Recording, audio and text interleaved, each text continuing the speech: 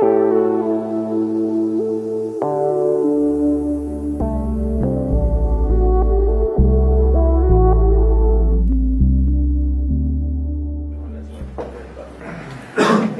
so let's get started again. Very much time left. So pipelining. We've seen unsupervised. Well, we've seen estimators that know how to transform data. They can be unsupervised or supervised. We have supervised estimators that know how to transform data. And we've seen estimators that know how to predict output variables. So quite clearly, we're going to want to predict to combine them. For instance, we can do a PCA and then do whatever afterwards. So for instance, if we look at our digits data set, and we look at the explained variance as a function of the number of components in a PCA, which is what I've plotted here, we see that it drops pretty quickly. After 30 components, it seems like there isn't much information in our digits data set. So we might want to combine PCA and, say, logistic regression on this data set. So to do this, we can create a logistic regression object, a PCA object, and then we import a pipeline object. I really feel I want to rename this object to compose rather than pipeline, because it's not a pipeline, it's something much simpler than that. And then we can instantiate this pipeline object with, so it takes the steps, a list, which is a list of pairs of a name and an object. And it's an ordered list, and basically it's going to apply the transforms, one after the other, until it gets to the end. So each time it applies fits and transform. So it fits the model and then it transforms the data. When it gets to the end, it applies fits. And when you try to predict, you give it new data, it transform. No fit, just transform. Then at the end, predict. So if you have data reduction, then... So one thing I haven't said is that all these objects are actually fairly simple. Well, they can be. All they have to do is to expose, fit, transform, and predict. So if at some point, for some of your needs, you feel like implementing one of them, you can. And then you can stick it in a Scikit and use all the model selection or pipelining framework. And so we actually think it's really important, because given a specific application, you're probably going to need to write a bit of data massaging or a specific estimator. So we're trying to make it easy to use with the rest of the Scikit. And this is actually what I do in my work. I don't stick in the Scikit my domain-specific estimators. They live in my code because they're not of interest to you, but I use them with the Scikit. Alright, so this pipeline object exposes a fit and a predict method, and a transform, and a score method. So once again, you can use it as a black box. Play with it. So an important point here is that one thing I haven't talked about is how parameters are set. This is actually something we aren't fully happy with the Scikit, but anyhow, you can set parameters. You can do set perm. On PCA, you could do set perm number of components equals 30. So this is not terribly interesting with PCA because you can just set the attribute. But now that I have a combined estimator, I can set the parameters using the name I've given to the pipeline, separated by a double underscore, and then the name of the parameter I'm trying to set on the estimator. Why is this useful? Suppose I want to use a grid search on this and tune the number of components to maximize prediction power. Well, then all I have to do is, so I'm going to grab my grid search CV that I presented earlier, and I'm going to vary, so both the number of components and, say, the amount of regularization, the C parameter on my SVM, and on my logistic regression. Then I give as a parameter grid, I give this double underscore separated pair of name and a parameter that I want to set. So now I can do a grid search on combination of estimators with transform and with score. So this is actually really useful in practice.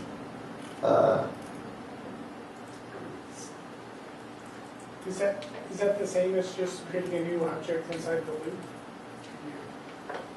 With the right, the in parameters equal 30, 40, 50, 60, and so on? I'm not sure. All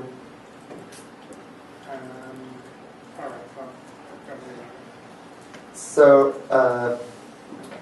It looks like in components can be set at the higher level outside of the it pipeline. can. If you just did that Pretty much. before you insert it into a pipeline, you would It's pretty much the same. One caveat is that when you're using njob equals more than one, it's actually going to be creating objects on separate CPUs, therefore with separate Python objects. So it's not going to modify the original object. So there is a trick there. So one thing I haven't mentioned at all is that if I'm doing this in a brute way, there is a huge amount of inefficiency there. Is that I'm going to be fitting a PCA, which takes a little bit of time, with 10 components for each time I'm varying C. So one way. So basically, what we're saying is that there are overlapping subproblems. We're doing computations too often if we're doing this in an way.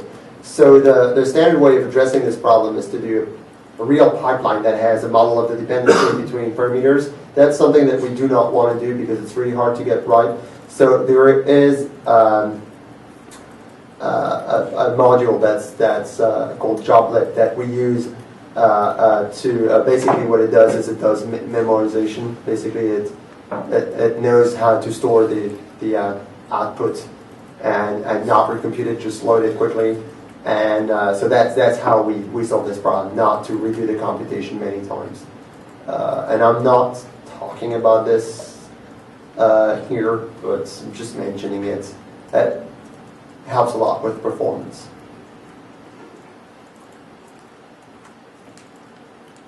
Right, so I'm done with everything I wanted to mention.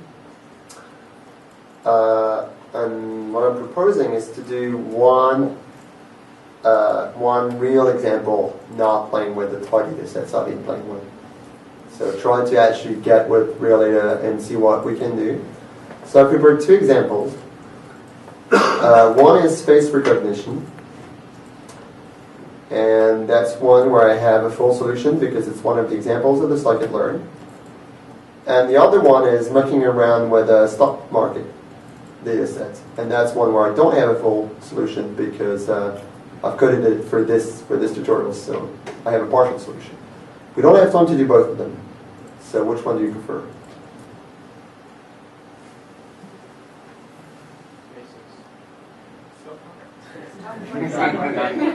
All right.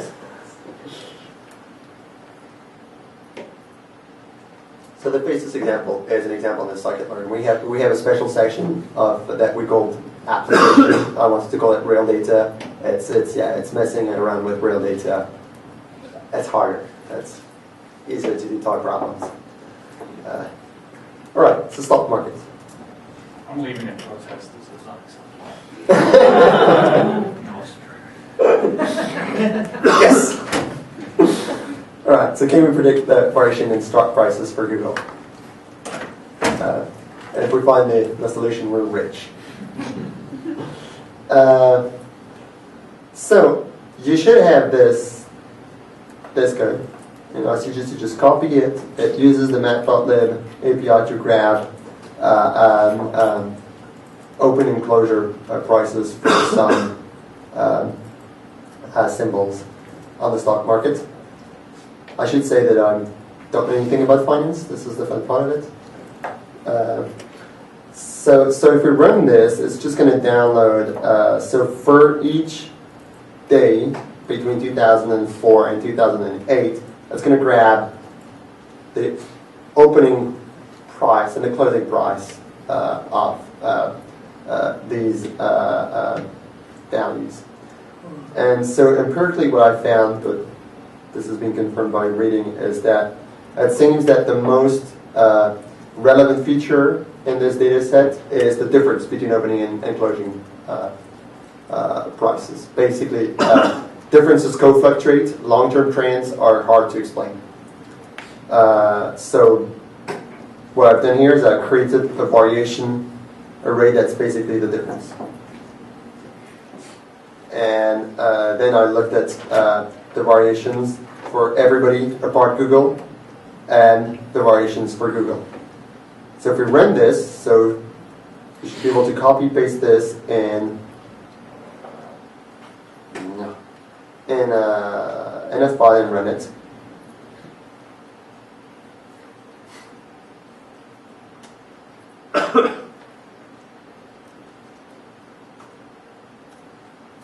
Alright.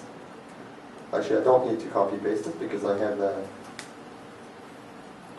file here. So it's called stock market.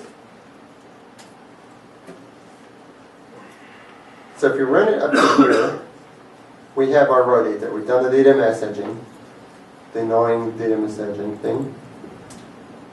And we can run it.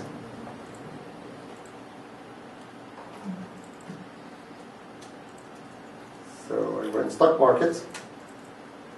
So it downloads the data. Hopefully we're not going to break internet. Okay? So once you have the data, I have a switch here. And if 1, I put it to 0 because I've saved that in temporary. So now I have X, which is I have 848 time points for 127 different values, and Y, which is the corresponding variation in Google. So what can I do? Oh, I've got N, which is the corresponding names. Any suggestions? I can use my favorite tool, the linear models, because I understand them. Right, so from Scikit-learn, import linear model. I'm going to create a lasso object. Why am I going to create a lasso object? Because it's sparse. Therefore, I can look at what are the non-zeros coefficient and see if they make sense or if I'm just learning noise. So I'm going to use lasso CV. And as usual, it's just going to be fit at XY. I've done all the hard work of downloading the codes. That just runs, does the cross-validation. So one thing I'm going to check immediately is, did the value that I choose, was it somewhat in the middle of my range or is it on the side? If it's on the side of my range of alphas, then I probably need to extend this range. So I'm going to look at the value of alpha that's been chosen. I'm going to look at the maximum value, the minimum value. Great, it works. Surprising, it's real data. Alright, so now I can look at the coefficients that I've learned. So coef, because it's very sparse, a lot of zeros, not many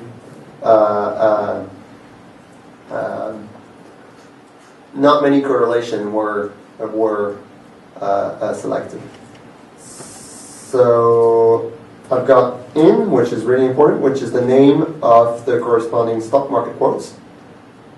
And then I can look at in of where the coefficients are non-zero. So basically, what are the predictive stock market quotes? Actually, I should never compare something to 0. I should, because of errors, I should always check if something is slightly bigger than. Whatever. Right, so it seems that the correlated, the predictive stock quotes are Apple. So Apple and Google are heavily linked. Research in motion, why not? Goldman Sachs, whatever. Nvidia, Porsche, I don't even know what Porsche is. Caterpillar, Halliburton, Yahoo. Right. All right.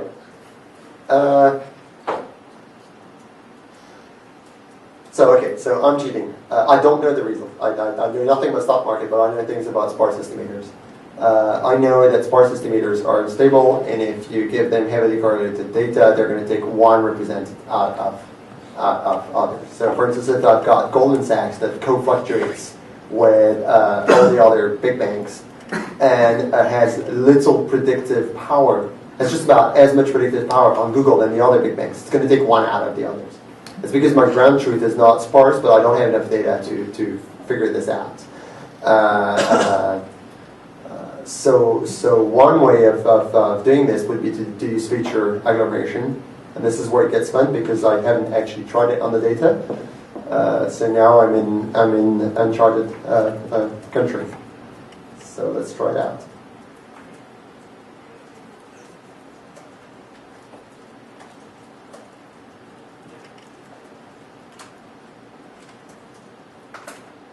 So I don't have any connectivity matrix. I have no prior. I mean, maybe somebody with a knowledge of the stock market would have a prior of what should be clustered with what, but here I don't have any. So I'm going to do a pipeline. I'm going to pipeline those two together.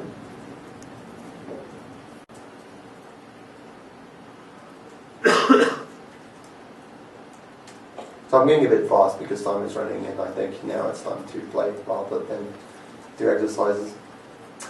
So I've got my lasso.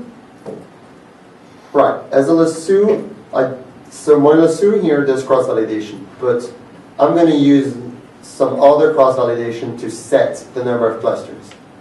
So I'm not going to use a cross-validated lasso object. I'm just going to use a standard linear model object.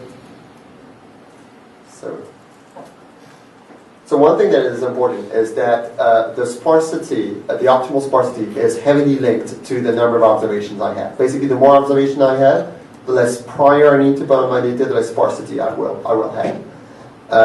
So when I do cross-validation, I need to set the two parameters together. So I'm going to choose a number of clusters because I'm going to be clustering together stock market quotes, and I'm going to choose the amount of sparsity, and I need to set them together. So this is why I'm not using lasso CD. So now I'm going to create a composed estimator in which I'm applying first the word agglomeration approach, and then second the lasso. And last thing is, so let's just try and see if if I did something stupid and it just crashes when I try to fit it. No, it doesn't. Nice. Oh, nice.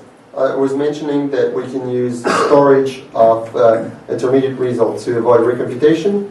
Well, the word object takes a memory argument that can be a directory. And that tells it if it's not none, it's going to store its intermediate results there. So if you forget about this, you're just going to be storing a lot of intermediate results, and after a while, you're just going to run out of disk space. So you just have to keep in mind that you need to flush it sometimes. So I'm just going to store intermediate results here. So I'm going to recreate my pipeline object, pipeline.fit. Okay, so what we've seen here is that memory has kicked in and computed the clustering, and if we refit, it doesn't kick in. If we change the data, it will kick in. All right, so now I'm going to do a grid search on this.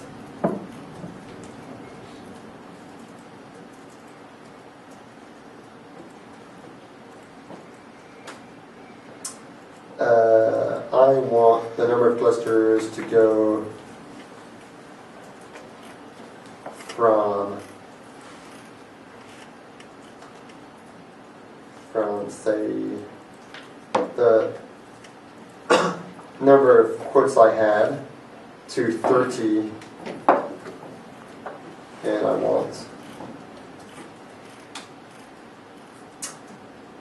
30 steps. So I have, my intuition is that I'd rather have too many clusters than not enough, because I'm going to blur out everything. All right? And actually I'm going to call this with an S. And I want, so the alpha parameter So I'm going to go from, so 0.05 was working before. I can't remember. Right, so I'm going to go from -4, so 10 to the -4 to 100 with 30 points. So that's where you see, I mean, here I'm using a linear space, here I'm using a logarithm space. Yeah, you just have to learn this or look at the examples. I don't have a good answer for this. We have a dream, which is to have a uniform API for estimators. It's just really hard to come up with. All right, then I'm going to create a grid search object that is using MyPython with a parameter grid. So on the board, I want to set the number of clusters.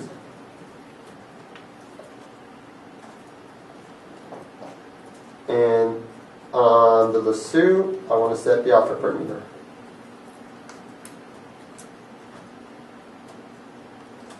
And I want to use all my CPUs. Done. Typo.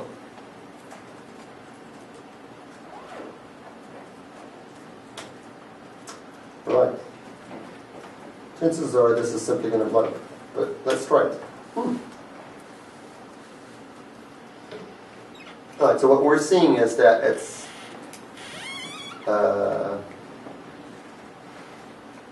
computing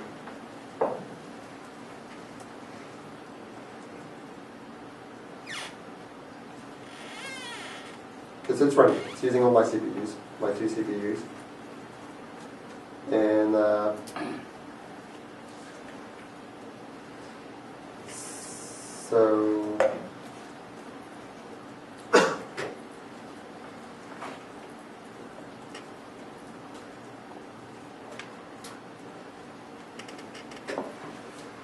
well, maybe it was a bit too ambitious. This computer is not terribly powerful. We're going to run out of time if I right, so I've canceled it. I'm going to take a smaller grid. I'm going to take a smaller grid in alpha. It's going to take, or it's going to be cheap. I'm going to take on. I'm also going to take a smaller grid in the number of clusters.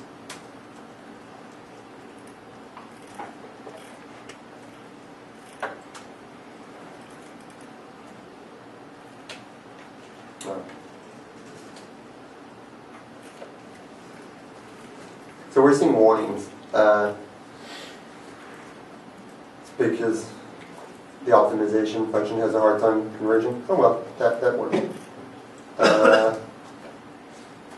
So then we can look at the parameters that were selected. Oh, so here's. So when you stop composing all these estimators, it gets a bit hard to access the interesting parameters. Not sure we can do much about it. So, ooh, that's ugly. It's selected.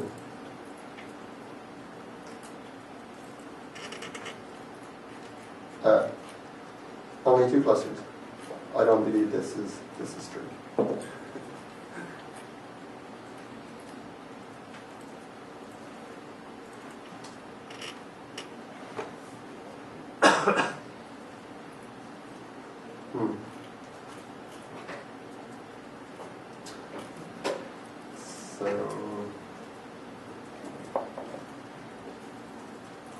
Right, so the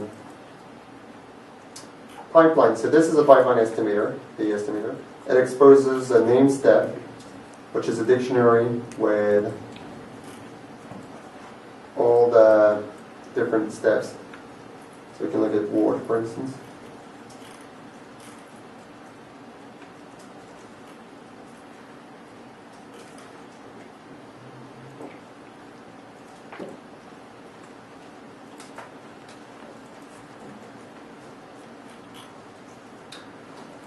Alright, so basically I'm fighting with this, and I'm not getting much out of the parameters set on my estimator. So I can look at the grid of scores that was obtained by the grid search, varying the different parameters.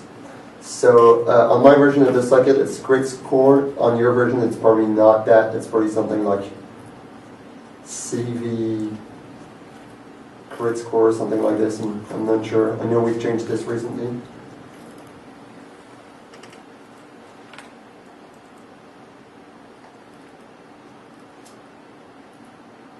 And it's a bit hard to understand because all the parameters are varying together. But we can have a look and see what gives us the best prediction.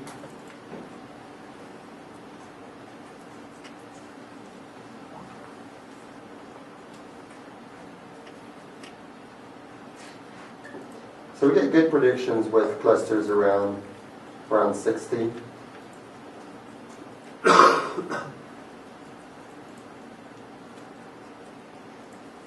So let's just use this. Right. So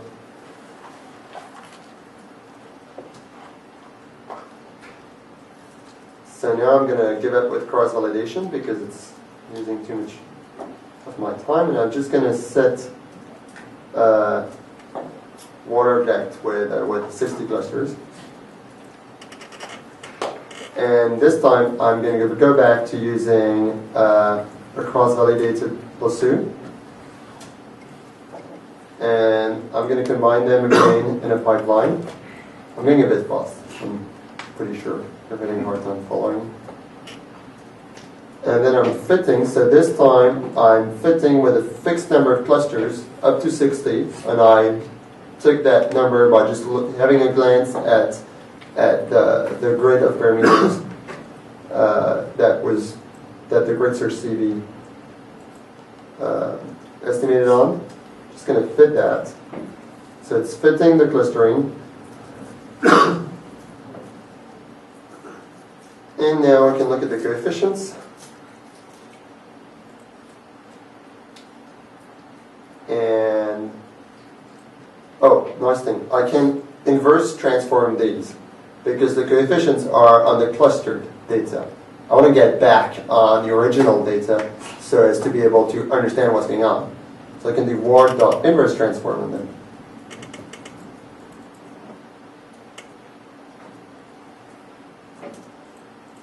Right, so that's my coefs. And then I can try to find the names where these are non-zero and see what difference we have. Let's say we've got more. It's not surprising. What would be interesting is to figure out what clustered with what to know that they're blocks that go together.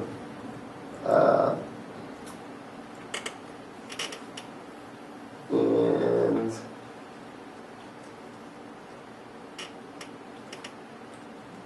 we would really need, so what we would really need to do is to look at the labels and to plot. So we can do this for label in NumPy and NumPy.unique or labels. We're going to print the cluster, so it's n of label equals or label. So does that make sense? For each value of one label, we're printing all the labels, the names corresponding to all the labels. You gotta type it right. Yep, thanks.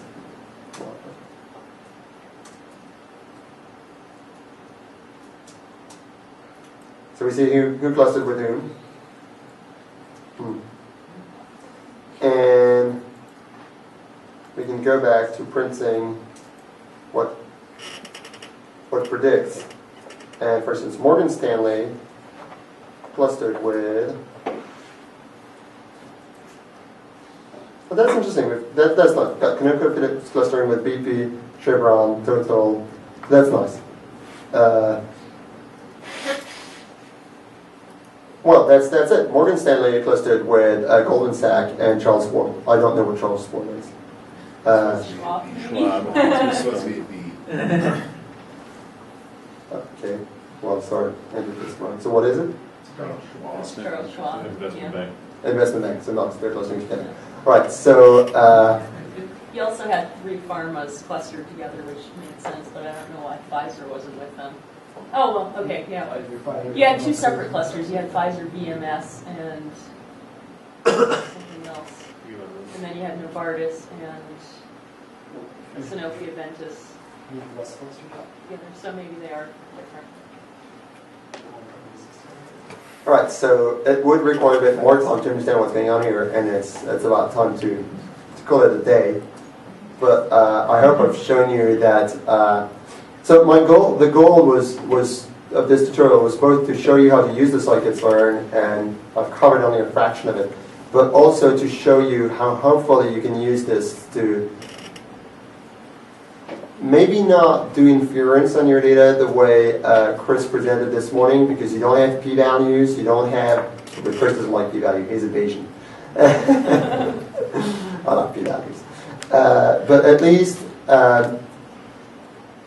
able to get the structure out of your data to formulate a hypothesis. For instance, here you could store this, and so there's no way you can draw a conclusion in a standard statistics on an extremely high dimensional data. That's something you have to keep in mind. You either have to put a huge amount of fire in it, or select a model that predicts well.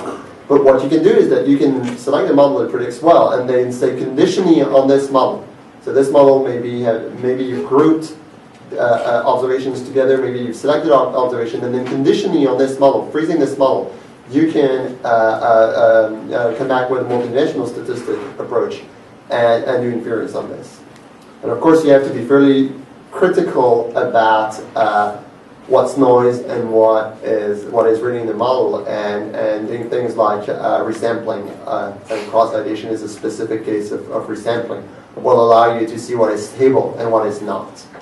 And by the way, if you do k-fold cross-validation and you look at the prediction power on Google of a linear model, you see that it's actually extremely non-homogeneous. The reason is simply that we have time series data, and the stock market is not a stationary process. It changes. So that's the kind of things that you have to look for and be critical. All right, I'm going to end here.